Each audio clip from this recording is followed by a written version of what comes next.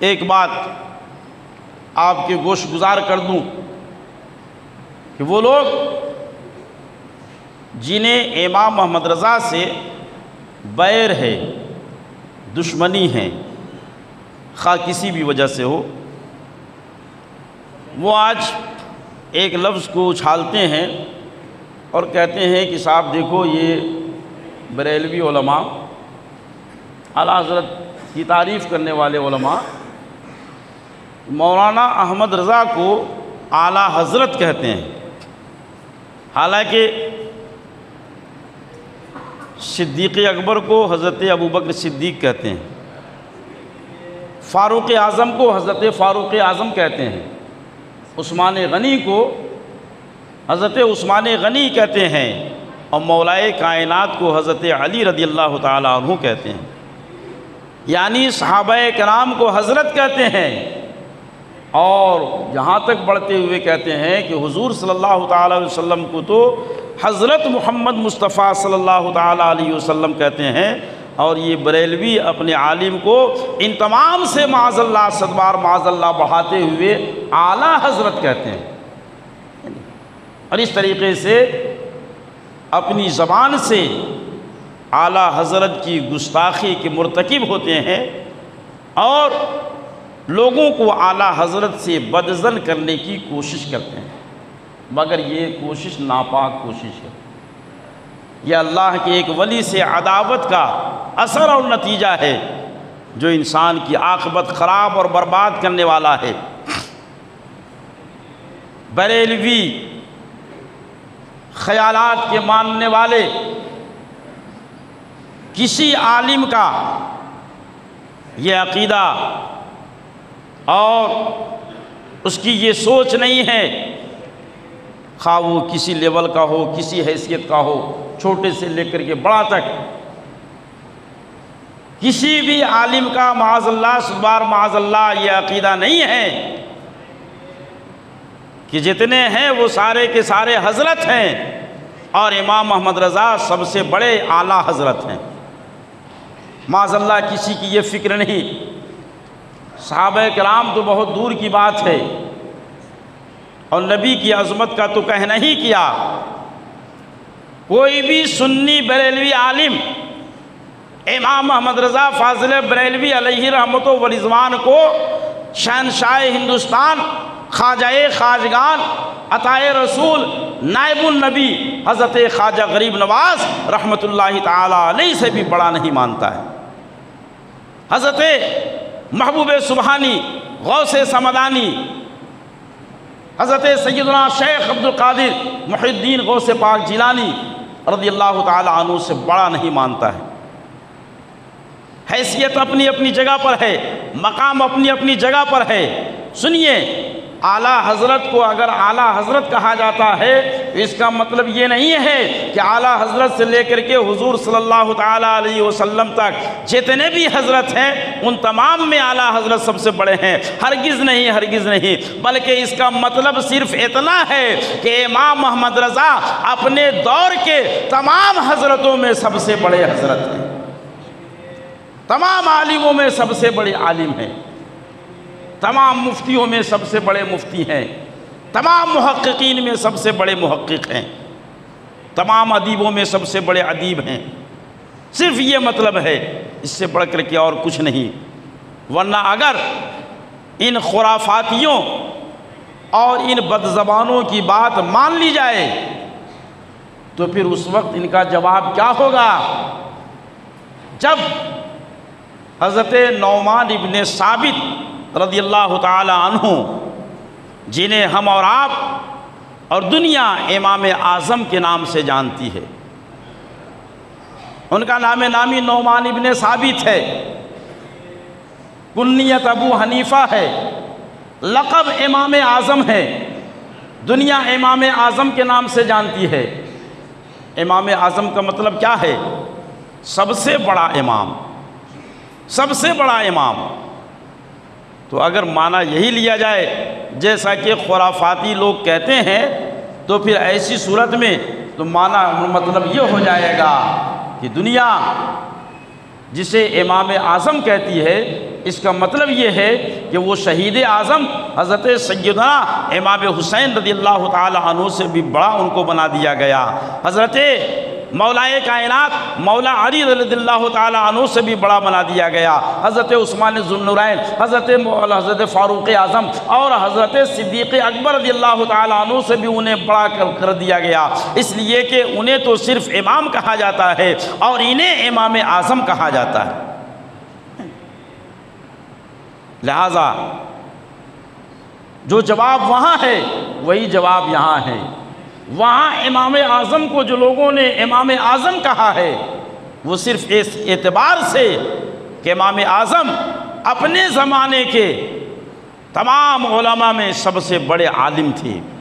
تمام فقیہوں میں سب سے بڑے فقیہ تھے، تمام محدثوں میں سب سے بڑے محدث تھے، تمام مفسروں میں سب سے بڑے مفسر تھے، اس لیے اس زمانے کے علماء نے یہ اعتراف کیا کہ یہ ہمارے سب سے بڑے امام ہیں، یعنی امام اعظم ہے۔ تو جس طریقے سے امام اعظم اپنے زمانے کے سب سے بڑے امام ہے، اسی طریقے سے مجدد دین و ملت، امام اہل سنت، کنز الکرامت، رفیع الدرجات امام احمد رضا خان فاضل بریلوی علیہ رحمت و رضوان اپنے زمانے کے سب سے بڑے حضرت ہیں، اس لیے دنیا انہیں اعلیٰ حضرت کے نام سے جانتی ہے۔ اب یہ تو ایک دعویٰ ہوا کہ اعلیٰ حضرت اپنے زمانے کے سب سے بڑے حضرت تھے، سب سے بڑے عالم تھے، یہ ایک دعویٰ ہوا۔ اس کی دلیل ایک دو نہیں سینکڑوں پیش کی جا سکتی ہیں، مگر وقت میں گنجائش نہیں، اس لیے صرف ایک دلیل ملاحظہ کیجئے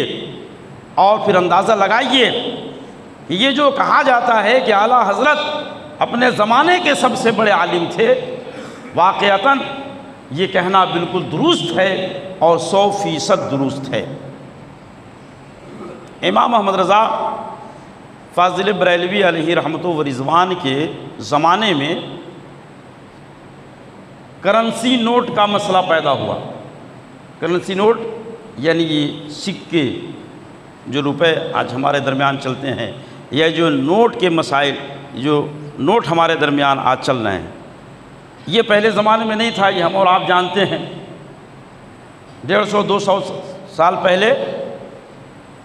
چاندی کے سکے چلا کرتے تھے، عرب ممالک میں اشرفی درہم اور دینار چلا کرتے تھے، اور ورلڈ وائڈ پیتل اور تانبے کے سکے تھے، کاغذی نوٹ نہیں تھے۔ امام احمد رضا کے زمانے میں کاغذی نوٹ کا ظہور ہوا، یہ نوٹ مارکیٹ میں آیا، اور جو کاغذی نوٹ مارکیٹ میں آیا تو اب مسلمانوں کے درمیان کچھ سوالات پیدا ہوئے کہ یہ جو کاغذ کے نوٹ ہیں اس کی حیثیت کیا ہے، اس کے ساتھ برتاؤ کیسا کیا جائے اور اسے کیسے استعمال کیا جائے۔ سوالات یہ پیدا ہوئے کہ کاغذ کی یہ نوٹ مال ہیں یا سند مال ہیں، مال ہے یا سند مال ہے۔ پھر اس کے بعد دوسرا سوال یہ پیدا ہوا کہ جب یہ نوٹ بقدر نصاب پہنچ جائیں تو زکوٰۃ واجب ہوگی یا نہیں ہوگی۔ ایک سوال یہ پیدا ہوا کہ نوٹ کو دین مہر کے طور پر دے سکتے ہیں یا نہیں، یعنی اس میں اس کو رکھ سکتے ہیں یا نہیں۔ اس طریقے سے ایک سوال یہ پیدا ہوا کہ اگر کوئی اسے محفوظ جگہ پر رکھے اور کوئی دوسرا شخص اسے چرا لے تو شریعت کے حکم کے مطابق اس کا ہاتھ کاٹا جائے گا یا نہیں۔ اس طریقے سے نوٹ کے تعلق سے بہت سارے مسائل پیدا ہوئے، سوالات لوگوں کے ذہن میں آئے۔ اب ان سوالات کو لے کر کے لوگ دارالافتاء میں دوڑنے لگے، علماء کرام سے رجوع کرنے لگے، استفسار کرنے لگے، مگر علماء نے اس کا تسلی بخش اور تشفی بخش جواب نہیں دیا۔ یہاں تک کہ دیوبندی جماعت کے بڑے عالم مولوی رشید احمد گنگوہی نے یہ کہہ دیا کہ یہ کرنسی نوٹ یہ مال نہیں ہے، اس کے ساتھ ہم مال جیسا سلوک نہیں کر سکتے۔ بات عرب میں پہنچی، عرب کے علماء بھی ابھی کوئی متفقہ فیصلہ یا کسی فیصلہ کن نتیجے پر نہیں پہنچ پائے کہ آخر اس کا جواب دیا جائے تو کیا دیا جائے، اور صحیح جواب اس کا کیا ہوگا۔ اسی درمیان سن 1921 عیسوی میں مجدد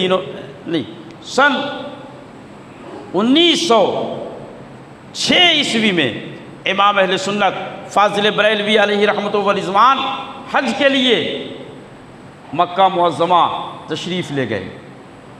جب آپ وہاں تشریف لے گئے تو علماء کے درمیان جو مسئلہ گردش کر رہا تھا،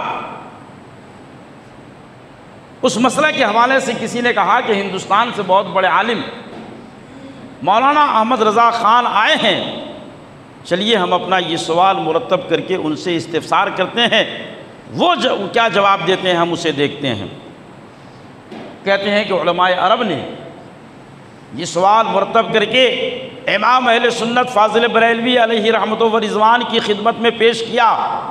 تو امام احمد رضا فاضل بریلوی علیہ رحمۃ و رضوان نے عرب کی سرزمین پر ان سوالات کے جواب میں پورا ایک رسالہ یعنی ایک کتاب تحریر فرما دی، جو کتاب آج بھی مارکیٹ میں موجود ہے، کفل الفقیہ الفاہم فی احکام قرطاس الدراہم کے نام سے، یعنی کرنسی نوٹ کے مسائل، اور اس میں ان تمام سوالاتوں کا جواب دیتے ہوئے آپ نے ارشاد فرمایا کہ کرنسی نوٹ کی حیثیت وہی ہے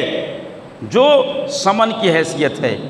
یعنی جو سونے چاندی کی حیثیت ہے، اس کے ساتھ وہی مال کیا جائے، وہی معاملہ کیا جائے گا جو سونے اور چاندی یعنی سمن کے ساتھ کیا جاتا ہے۔ یہ آپ نے فیصلہ کن جواب عطا فرمایا، اور اس جواب میں آپ نے بطور دلیل ایک جزیہ پیش فرمایا۔ وہ جزیہ پرانی کتابوں میں موجود ہے، مگر علماء کی نگاہ سے وہ جزیہ اوجھل تھا۔ وہ یہ ہے کہ فتح القدیر میں صاحب فتح القدیر نے ارشاد فرمایا لو با کاغذتن بألف یجوز ولا یکرہ۔ 500 سال پہلے اس وقت سے حضرت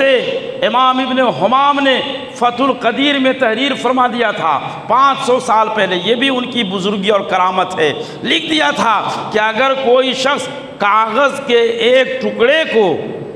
1000 میں بیچے تو اس میں کوئی کراہت نہیں ہے۔ جب یہ دلیل امام اہل سنت نے اپنے اس رسالے میں تحریر فرمائی اور علماء عرب نے اسے دیکھا تو وہ سب حیران و شردہ رہ گئے، بعض اپنے سر پہ ہاتھ مارنے لگے، بعض اپنے رانوں پہ ہاتھ مارنے لگے اور کہنے لگے کہ فتح القدیر تو ہم نے بھی مطالعہ کیا ہے، مگر یہ جزیہ کہاں ہماری نگاہ سے اوجھل تھا، جسے ہم نہیں دیکھ سکے اور اس سے ہم نہیں مسئلے کا استنباط کر سکے۔ بہرحال ان علماء کرام نے امام محمد رضا کی فقاہت کا اعتراف کیا، آپ کی عظمت کا اعتراف کیا۔ ان علماء کرام نے آپ کی اس کتاب پہ تقریضیں لکھی اور بہت سارے حضرات نے اس کی نقلیں اس زمانے میں حاصل کی۔ چونکہ فوٹو اسٹیٹ کا زمانہ نہیں تھا، اس لیے اس کتاب کی نقل انہوں نے اپنے پاس رکھی اور آپ کی عظمت کا اور آپ کے علم کا اعتراف کیا۔ تو میرے محترم بزرگوں اور دوستو، یہی وجہ ہے کہ علماء عرب و عجم نے آپ کو اپنے زمانے کا مجدد تسلیم کیا اور دنیا آپ کو اعلیٰ حضرت کے نام سے جانتی ہے۔